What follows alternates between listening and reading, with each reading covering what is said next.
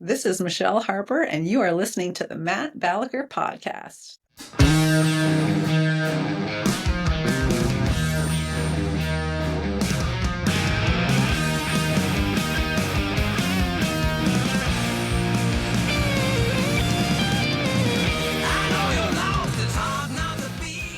Hello, good people. Thank you for tuning in to the Matt Balaker Podcast. Today's guest is the biggest thing to come out of Kansas since Ruby Red Slippers and Jayhawks basketball. She's a math whiz, software architect, host of the BeEngaged podcast, and a top 1% party thrower. Please welcome Michelle Harper to the program. How you doing, Michelle? Hello, thank you. I like that little intro. It's pretty spot on. Well, our production crew worked very hard on it, and if you didn't like it, they'd all be fired. So I'm glad they have a job for one more day. What part of Kansas did you grow up in, Michelle?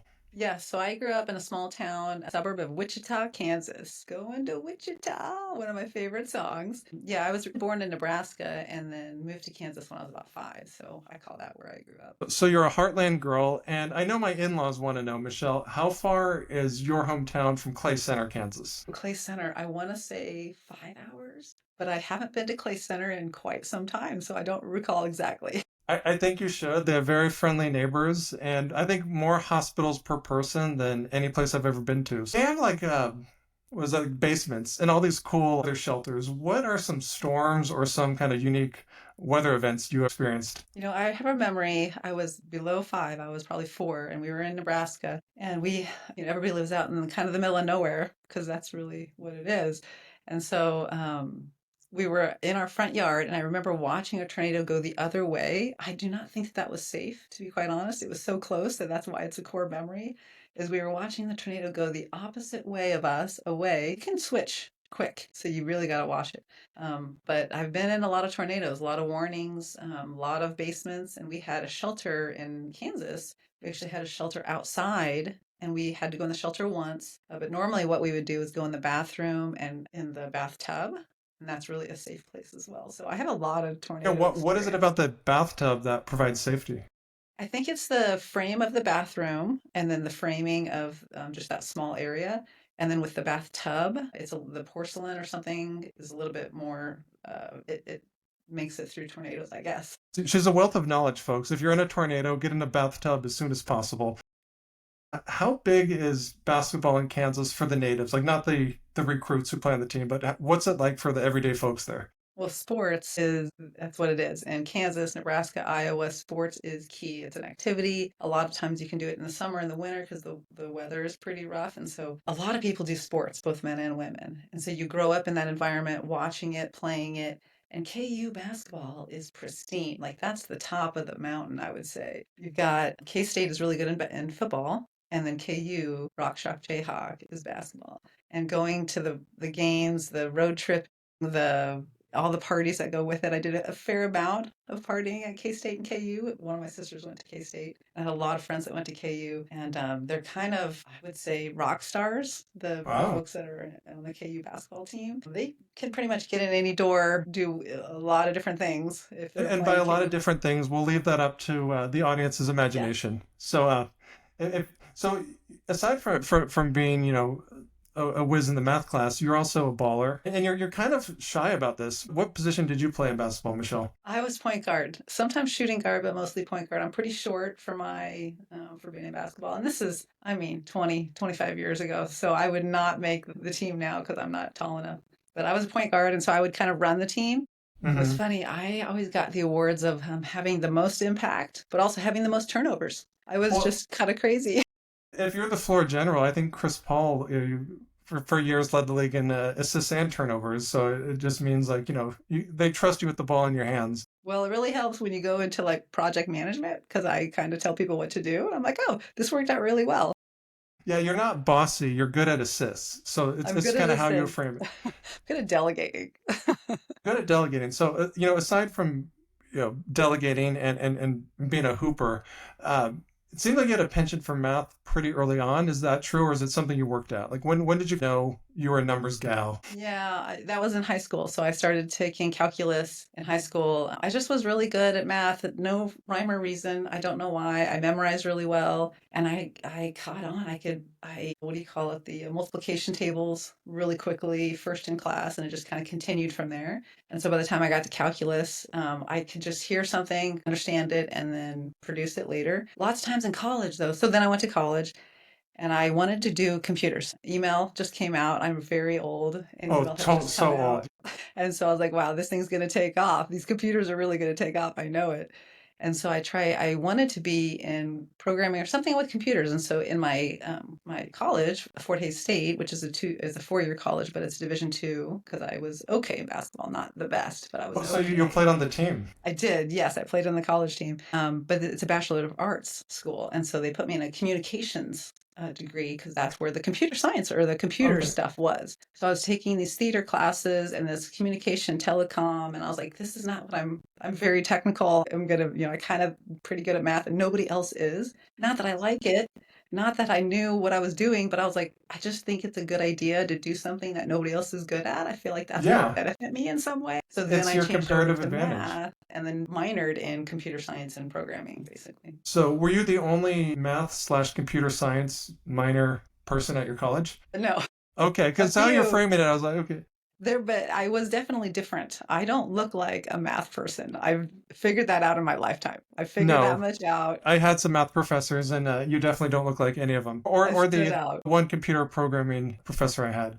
Yeah. So when I want to get your thoughts on programming because that was the class I worked hardest at in college. I took one C++ class, and my roommate, who's now at a 20 plus career at Apple, would just get things. And I was pretty good at math. I was a good student, but like I had no real idea of what programming was, even in college. I just took it because I heard you can get a good job in it. Like what was your background or what was your knowledge of programming before you even took a class? None whatsoever. So when I started taking the class, it was actually really hard. But my mind with math, what it teaches you is to solve problems and to break problems down. And that's what programming is. And so when I got to programming, I knew what I wanted to do and I would just break it down. And I have a weird way of visualizing in my head of I can see things in my head and then put them down on paper, which is kind of weird. I guess a lot of people don't do that. So I would kind of solve the problem and then I would try to implement it. And then the amount of troubleshooting you have to do, of syntax troubleshooting, is very annoying. But for some reason, I kept with it and really enjoyed it. I go into a little bit of a trance too. When I used to program, I don't program anymore. But So when I first, if most of the students, I'm going to go out on a limb and say there were a lot of guys when they saw a blonde woman walk in, what was their reaction? you don't belong. And I used to wear a lot of platforms, short shorts. I was leaning into it. I was like, hey, this is who I am. I don't really care. And I have this crazy amount of audacity that it didn't bother me that much. And I just kept going. Yeah, I was never afraid to be the best looking or the smartest person in my classes either, except for I don't computer know program. about But I'm that. glad we bond over that. What was the your first program class? Was it Cobalt, C++? What was the name of it? It was C++. They were working on getting object-oriented programming at that time. But when I got into the workforce, my first job was converting DEC C to Fortran, which is super old. Didn't learn that in college. As soon as I got that job, and I said, huh, this is already dated. I think I need to do something, let me go on to a different job because I didn't even learn this in college. It's so old. So, what was the job screening process like? Did you have to program? Did you interview? Take us Yeah, it back. was interesting. I fell into my career. I don't know how they found me, but Fort Hays is not a normal school. I worked for Lockheed Martin initially, and they in Denver, and they came to Fort Hays, which is it's in Hays, Kansas, which is the western part of Kansas. And so I don't know why they went to that college. They've never been there before. I don't know, somehow because I was in the classes, I just They were talked to at your them. basketball games. They're like, this girl can code. We need her. They just came to the school. I talked to them and they said, "Hey, we're gonna fly you to Denver." And then I got like three teams and they're like, which team do you want to be on? I was like, I don't know. I have no idea. So I just fell into it. I don't know. And I think there was very few programmers at that time. So they were just taking anybody that had the skills. They're taking anybody at the skills. And I remember after barely squeaking by with a C plus, I thought no computer programmer will ever be overpaid in my book. What are some of the biggest differences between studying programming and actually getting paid to do it? It's the syntax. It's the troubleshooting, essentially. So in school, it's okay if it doesn't work. In the workforce, it has to work, and you have to figure out the problem and solve it and do whatever you need to do. And so the grit that you need to stick with the troubleshooting, because the troubleshooting takes quite some time, Hmm. was the key. And also the mission that you're doing or the reason that you're doing the program, sometimes it's unknown. And so it gets kind of hard to keep switching. Like, what am I trying? What do you guys want to put in software? And nobody knew at that time even what they wanted. And so it was all everybody guessing about what this program needed to do. Nice. So you don't even know where the end zone is, so to speak. They're just Yeah. like advance this. So what are some, I guess, stereotypes about computer programmers that you think are the most true? The most true is very focused, a little bit tunnel vision, potentially a little bit of social future to work on. They could work on some social skills potentially. You're very diplomatic. Wow.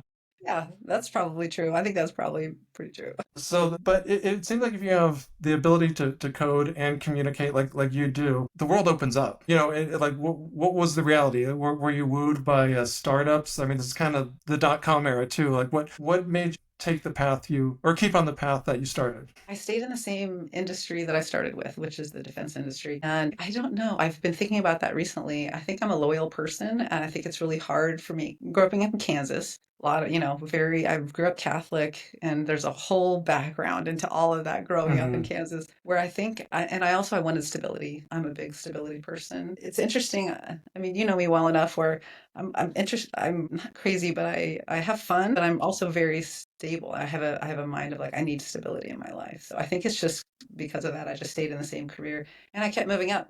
Well, you sound like a well-balanced individual. I don't How do you know. fit in California? This seems like a fish out of water if I've ever heard one. I kept moving west. So I moved to Colorado, and then my sister lives in town. And so she married a local, as we call him. And she was like, "You want to move to Laguna Beach?" I was like, "Yeah, I think that sounds a good idea." And had you visited Laguna Beach before? Or did you watch it on TV? Like, what was your knowledge of it before you came here? Yeah, so my sister moved here when I was in college. So the sophomore year, I think, summer, I spent the whole time here living in an apartment with her in Huntington. And then after she had met her husband, I kept coming out to kind of visit them. And I just loved California. I loved the relaxed lifestyle. It fit me. For some reason, it was a really good fit. And then when I got to my job, the space industry that I'm in has a lot here in California. And so my company I would travel here and visit my sister. I would just travel here every other week almost. Hmm. And so I was here so much, I asked my company to just transfer me. And then what? So you're transferred. You're in sunny Southern California. Rumor has it you met some tall guy who's also good at engineering. Yeah. This is what my notes tell me, Michelle. Okay, good, good. It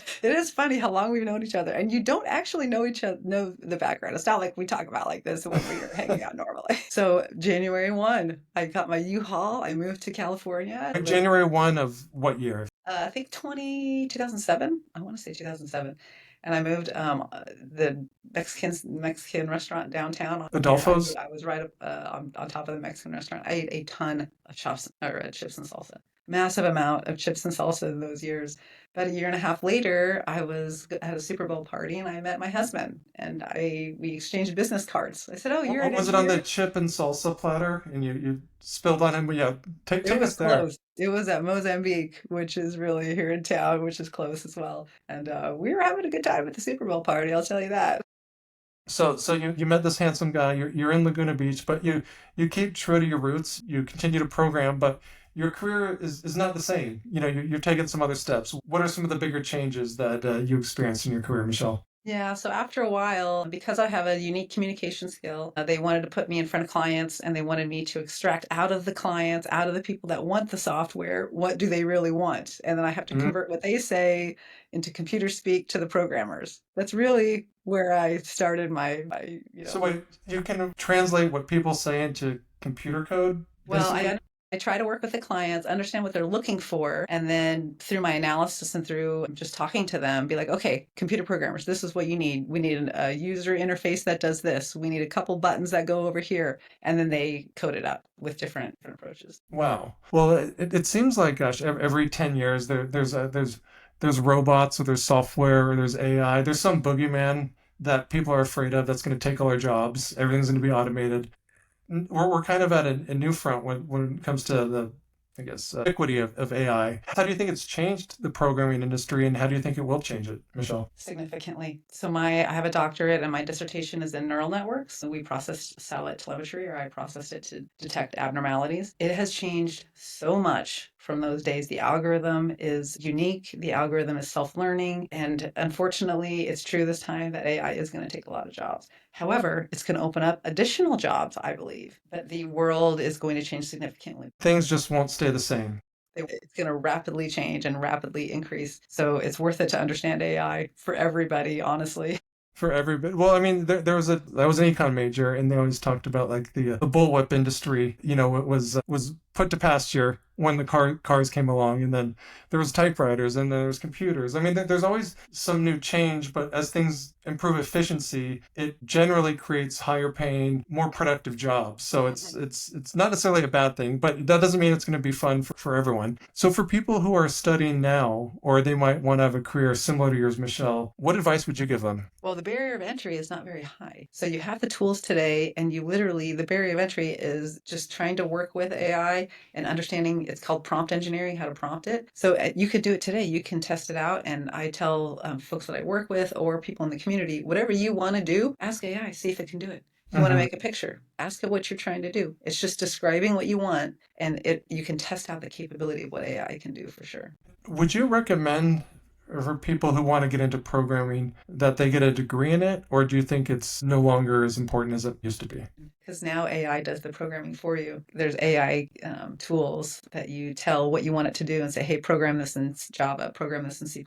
This is it basically takes me out of the picture. So I don't have to communicate what they need and then coordinate it and translate it to the computer programmers.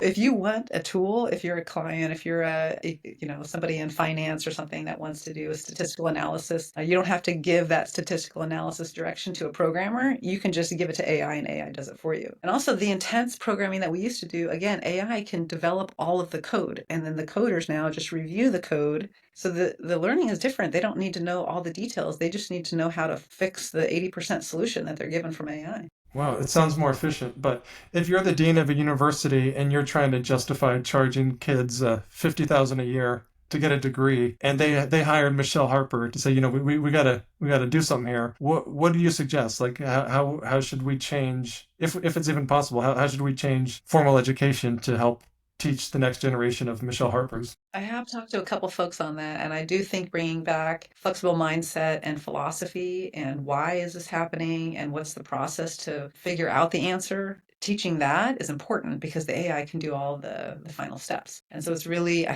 do think it's going to be a big surge for artistic and philosophy going forward. So I guess more Descartes, more Socrates, less just like grit and grind programming.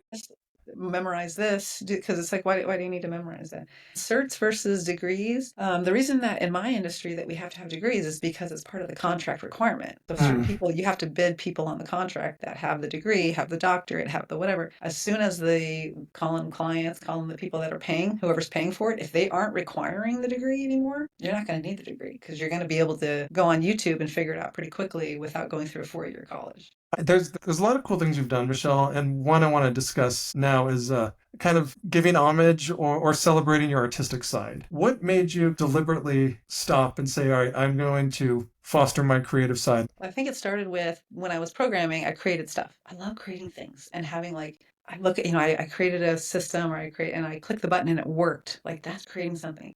Now that I'm in management and leadership, I'm strategy. I don't really create things anymore and I like to create things. So I used to kind of fill that in with, house remodeling and house decorating. Remember those days when I I was like that. heavy That's into that's that? your like some people crochet, you rebuild houses. Build houses. So I like to create things. And then it got to the point where, I want to influence this world. I think that I've got a lot to offer, and I think that I can I can advise folks and be a leader and be an example for some people. And so I wanted to get into the influencing world, see what these algorithms really are, how these algorithms work on these platforms. I don't know. I had to figure that out. So how would you want the world to change? I want the world to change, not really change, but I want folks to realize that there's a lot of different perspectives and a lot of different approaches, and it's okay. My podcast is talking to brilliant minds such as Matt Balaker. Obviously. and elevating discussions, which I think AI and those type of things are need to be elevated right now, that maybe aren't the focus in some of the discussions, all in an effort to unite. So we're in a situation where there's a lot of diversity going on in our work. I want to help unite people as well. I love that. What do you suggest that people do to foster this network of tolerance that you seem to be advocating? Well, I think number one, you need to understand what you're reading online is not fact. So anybody can put content on, including myself. I can put any content I want on these platforms. I can write whatever I want and post it. So the barrier of entry is low on producing things. So I think number one, folks have to realize that what you're reading or what you're seeing, it might not be fact. And so you have to kind of get reputable sources and understand if you want to be educated about what's going on in the world, get more than one source, cross-check it, understand, that you got to dig in just a little bit more. And then on a day-to-day basis, it's your foundations. It's my Kansas foundations. Talk to people, be out in the world, just enjoy life as it is. And all that kind of rolls away. Like the politicians, I love that that's their job. That's not my job. No. But their job is to find differentiated things that they can be ahead of somebody, and so they have to set a line and establish a line and say, are you on this line or are you not on this line, to get Hmm. the votes. They're Right. doing it on purpose, but we don't have to do that. No. Applying what you just mentioned more as through the lens of a parent, what can people do, including you and me, to get our kids outside, to get them hanging out, to get them to do stuff that doesn't involve having a screen in front of their face? I think the number one thing, the phase that I'm in, is just being present and being together with them. So if you're just sitting, even if you're just sitting in the house together and just talking to them, you ultimately go outside, especially in California because our houses aren't that terribly big. So I think just being with people, you automatically get that social time, and it's more interesting to talk to your own parents, until they get to maybe 13 and above, than to watch TV. And so Hmm. just taking the time as a parent and just be with them and not have a plan, maybe you'll come up with a plan together. I think that's key. And then in our kids' cases, I'm a big believer in social, teaching them a lot of social skills. And so we've done that from the very beginning with your kids. Your kids are part of our group of social skills, and just leaning into that because I think social is just as important as education. I this might be controversial. I'm going to say it's more. Yeah. Who um, yeah. and how you interact with people, and I mean it's a lifelong thing. Like one day I'll get over my awkwardness, but it won't be any decade But that's the soon. fun part of But you. That's what I love. but You but I can't get hope rid of my that. kids are a little more smooth than I am. But what are some things that can you mentioned be with their parents? What about when mom and dad are away? Like what are activities or what are, I guess, tangible things our children can do? I don't know all the answers, but so up until, for my kids' case, up until 12, I had them in a ton of sports. And that's my Kansas background. That's my background. That's an easy button. A lot of Hmm. sports, a lot of going to the parks that are nearby. And now that my son is 13, he actually 12, going on 13, he's got an e-bike. I don't know if that's the best idea, but just even a regular bike. And I've gotten to the point where I trust him going on his bike by himself to the neighbors, like back in the day, just knocking on the door and saying, "Hey, can so and so play?" Like that's important. And then those social skills build. That's the start. And then they go to two other houses, and then they figure out how to introduce themselves to the other parents and how to talk to the other parents to get requests for their friends to come play with them. And they have to kind of do it on their own. So there becomes a time where you have to separate and start to allow them, I think, to kind of figure it out. And there's some missteps for sure. Strive to have an open house. Anybody's welcome to our house, doesn't matter. And we're not doing anything crazy, so it's not like you're gonna Doesn't end apply to up. my house, people, but Michelle, she's a lot friendlier. It's the Kansas upbringing. No, I'm joking, obviously, but I think that's just the hospitality. Maybe it's more prevalent in the Midwest, but it doesn't have to be. I mean, just kind of opening your doors to strangers or people you don't know as well is very important. We talked about college education. We have kids about the same age, and I have two, and they learn kind of differently. And one is, especially my older one, is really into math, and he just sort of has been. Like I wish I could say, oh, it's my brilliant tutoring, or it's something I did. It's not. Um, and then my other one is it's not something that's so natural. But I also remember as a kid, like I would when I did well in math, it was because I just memorized it. I don't think I had this great conceptual grasp that you probably did. And No, now I memorize. I when I really look got at through it their by homework, memorizing. you just know, yeah. How can we do a better job of getting our kids to not only like be good at math, but I guess more importantly, be willing to fail at it and not feel like it's so bad if they're making mistakes. Like what can we do better? Yeah, I think it's reducing the pressure. So, because just like you said, some people are good at stuff and some people are good at other things. And what I try to do is just work with the skills that they have naturally. Like, I don't want to try to change them into who I want them to be. I want them to be the best version of what they naturally are good at. And so I Hmm. have the same thing. I have one child that's not good at math, and I have one child that just took to it. And I didn't realize the difference until I got the one that took to it. I was like, oh, wow, that's way easier because I don't even have to do anything. And figures it out really easy, like quickly. And so, yeah, and so and that's okay because then the one that it doesn't come naturally, keep working on it. Great, you have to do it. You got to have the foundations. Probably not going to go into it later on in life because it's not the most fun thing. So I think you just work with what they are and don't have the pressure so that they are willing to fail. They're willing to try new things and say, hey, that didn't work. Fine. All right, well, let's go on to something else. And just that keep going forward, really. Keep going forward. And speaking of this is kind of controversial, but that's why we're here. What are your thoughts on calculators? Because I remember when I was in probably middle school, so many of our exams you didn't have a calculator. Then in high school and college, you could use them, and they'd say, "Well, there might be a time when you need to work something out. You don't have a calculator." And now Yeah, we you're have a like, what? calculator in our hands pretty What much grade? whenever Yeah. you want to do it. Like, should we calculators? Yes, no, maybe. Yes, What no, say yes. you? So I asked this question to our resident UCI professors here in town about AI. I said, hey, should we be teaching the kids the foundations or just use AI as part of the teaching tool? And they said, hey, it's the same thing as math and calculators is you teach the foundations of math at a certain age, you say, okay, here's a calculator to help you out. Now that you know the foundations, yeah, we're all going to have calculators. And so use it and then go to the next level. Because I said, well, I was asking the same thing about AI. Like, how much time do you spend on the fundamentals that you know AI is going to do in a second? Like, how much?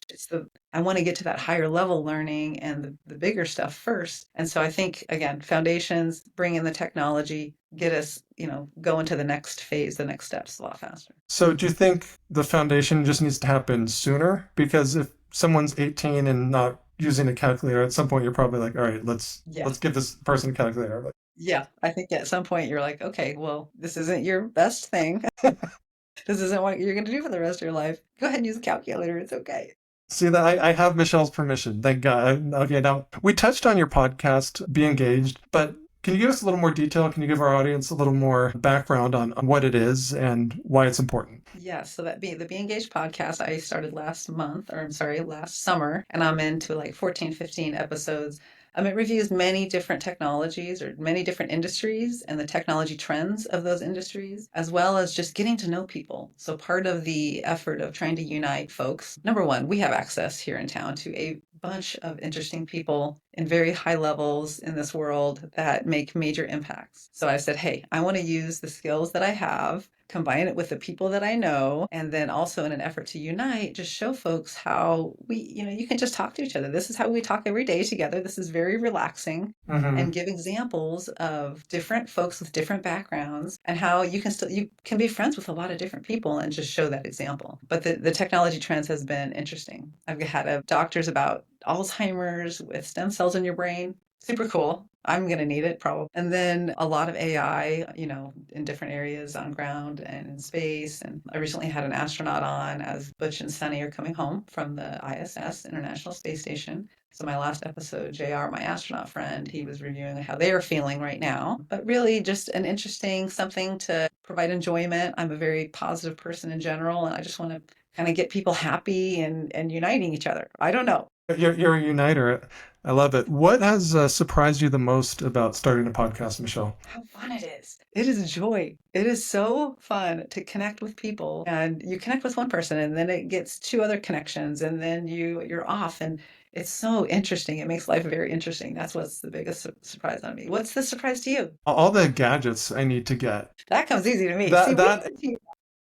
Yeah, we need to team up. No, I think there's so many people who my podcast is it kind of blends comedy and business. So I have pretty much an equal amount of comedians and business leaders. And many of the business leaders haven't been on podcasts before, or they're not as or at least they don't think they're as comfortable. And they are so nervous before we start. Not Really? always, but sometimes it's like these are people who've done very impressive things and they like tighten up. But then inevitably a few minutes in or even less, they loosen up and their stories flow and they're as personable as some of the more, entertainment people I have. So I think a lot of people psych themselves out like needlessly. Like we do this too, like we have anxiety that we create that's pretty much only in our heads. And then when we loosen up and just go with it, you realize, okay, I didn't need to be so freaked out. Especially Yeah. if it's something, if you're jumping out of an airplane or for me, you're on a mountain bike, It's there's like one legitimate step from reasons to, public, yeah, like yeah, public exactly. speaking. You're like, it's not actually public speaking. It's just us right here. No, It's like it's it's like it's the just us entry right level. here. Yeah. So it's been interesting to me to see how like tense some people are who I know are going to be fine. And so that's something that kind of sticks out. I'm curious, Michelle, what have you done in your professional career that you're most proud of? What have I done in my professional career that I'm most proud of? I would say the impact I have on the world is, in my mind, whether it's true or not, I don't care, is pretty big.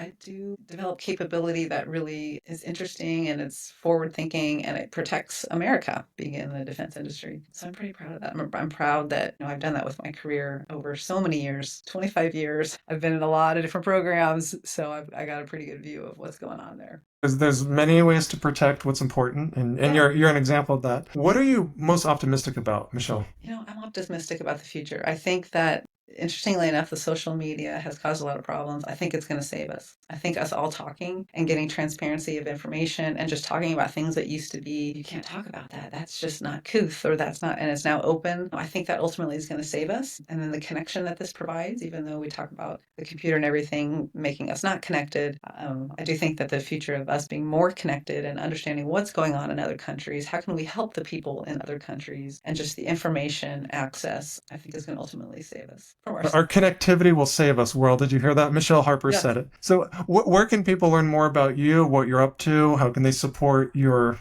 amazing endeavors? Yeah. So for my podcast, I'm available the Be Engaged. It's one word, Be Engaged podcast on all podcast platforms. My handle, as they call it, on Instagram and YouTube is at Be Engaged Now, obviously one word. So you can get any access to that. And then on LinkedIn, access or connect with me on LinkedIn if you want to connect business wise or just know a little bit more about me. I do have profiles on a couple other websites, but just personally, LinkedIn is probably the easiest way. And we'll include these links in the show descriptions. Be sure to follow her. Michelle Harper, thank you so much. Really appreciate it. Thanks, Matt. Appreciate it. Have a good one. Thank you for listening to this episode of the Matt Balaker podcast. To learn more, please check out mattbalaker.com and encourage your friends to like, subscribe, and share. Really appreciate it.